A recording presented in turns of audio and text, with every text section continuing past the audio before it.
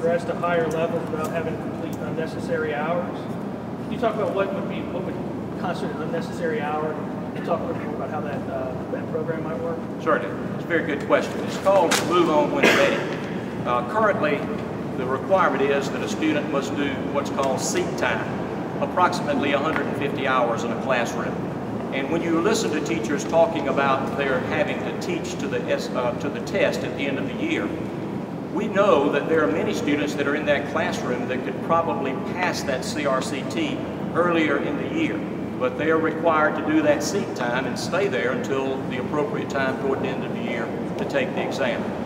The concept of Move On When Ready says let the teacher decide when those students are ready to take the exam. If they can pass it, allow them to move on and not be bored sitting in a classroom. Give them the opportunity to explore other career choices and other areas of interest.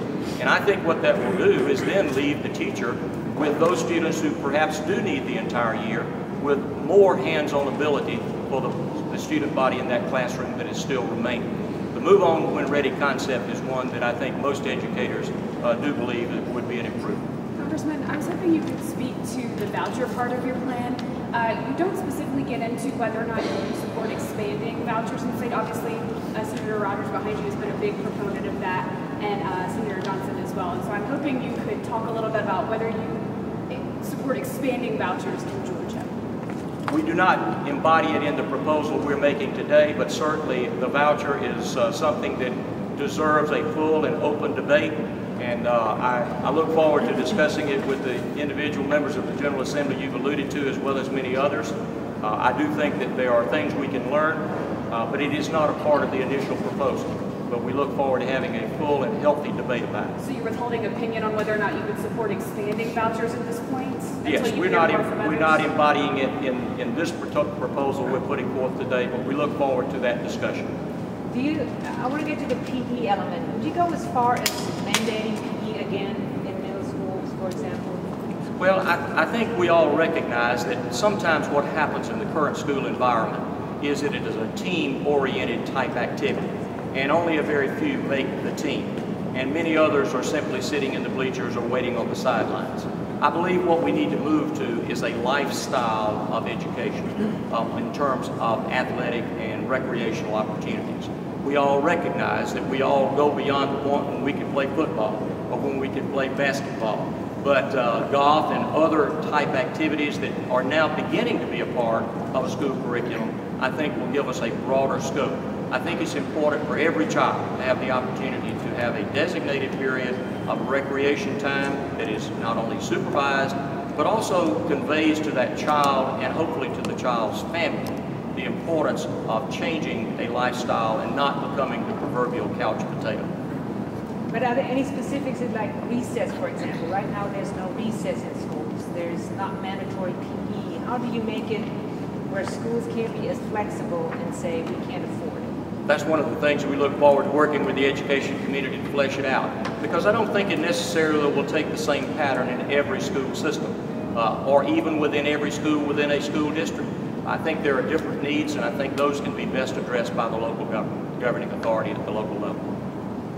Congressman Hyde. Yes, sir. Yes, ma'am. You talk about the funding formula and QBE. Obviously, Governor Perdue has had 8 years to address QBE, but the state's economy did not allow that in the last few years. It wasn't in the right environment.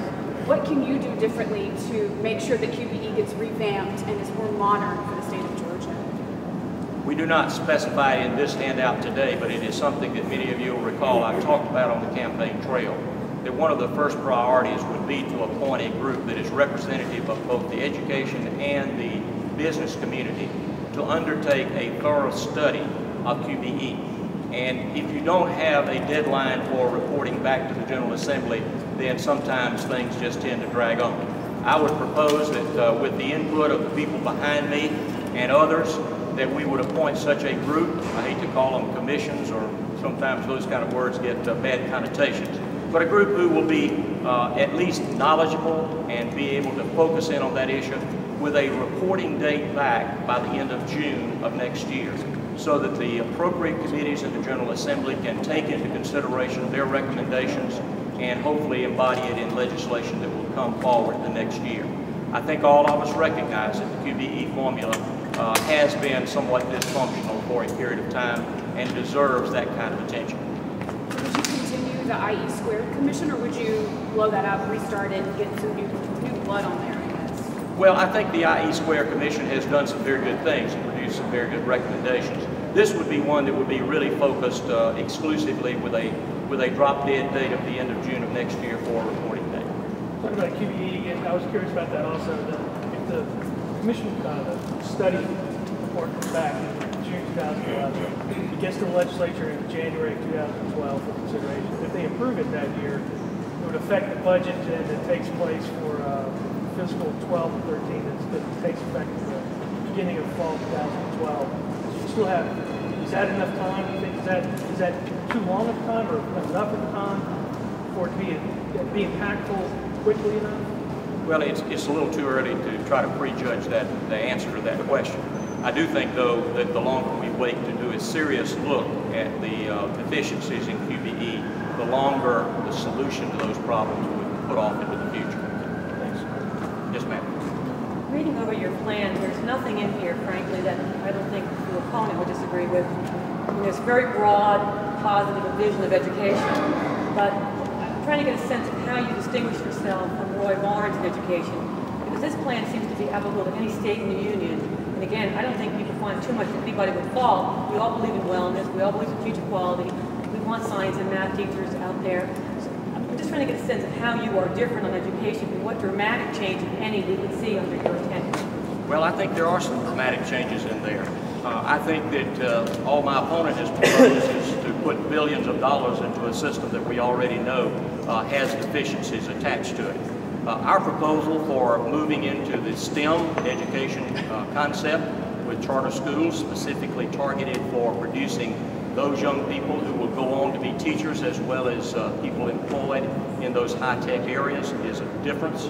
I think the fact of implementing the Move On When Ready concept is one that will make a huge difference in the classroom.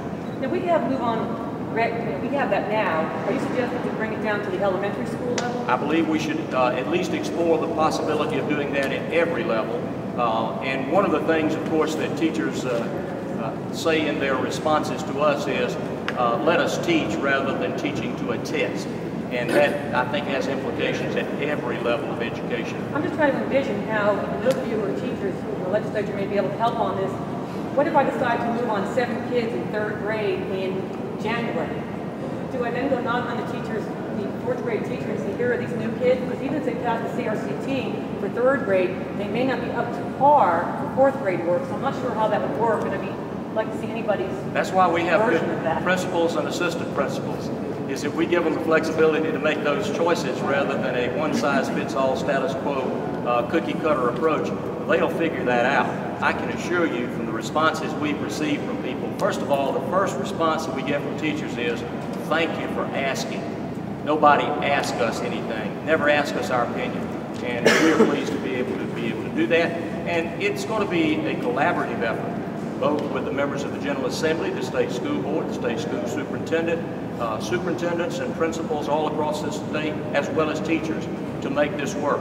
We all have something in common, though. That is a desire to educate our children to the best of their ability and to do it in a fashion that is going to be affordable and also going to be effective. This teaching to the test idea, how can you do that without considering federal law, which requires the testing under No Child Left Behind? Well, certainly No Child Left Behind, though, authorizes states to establish their own criteria. And I think the core curriculum that you're seeing worked on across the country will be something that will move us in the proper direction of having a standardized core type standards that are going to be looked for as to measuring achievement.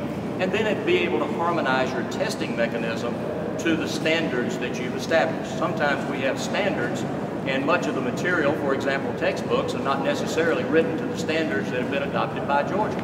They're written to the standards of the 3 largest states in many cases, which do not have necessarily the same standards of the state of Georgia. So it is a harmonization process all across the board. How do you think public education is playing with voters these days? Do you think it has become absolutely a headline sort of issue among people around the state? I think it should, and I think it will, and I think it is. I believe people are very concerned. When you see that 94% of the children in this state are going to get their education in the public school systems, they want a better system, they want a better product. Parents want better things for their children, as we all do. And I think as we see this education evolving in our state, this is one of those kickstart moments that we believe will continue us to move forward. We've seen the progress at charter schools. We've seen the progress that career academies have brought to education in our state, in the public school environment. We want to make sure that we continue that progress. One last thing on the testing, if you don't mind, sir. Given the cheating scandals in Atlanta and Dougherty County, is there any concern about having testing done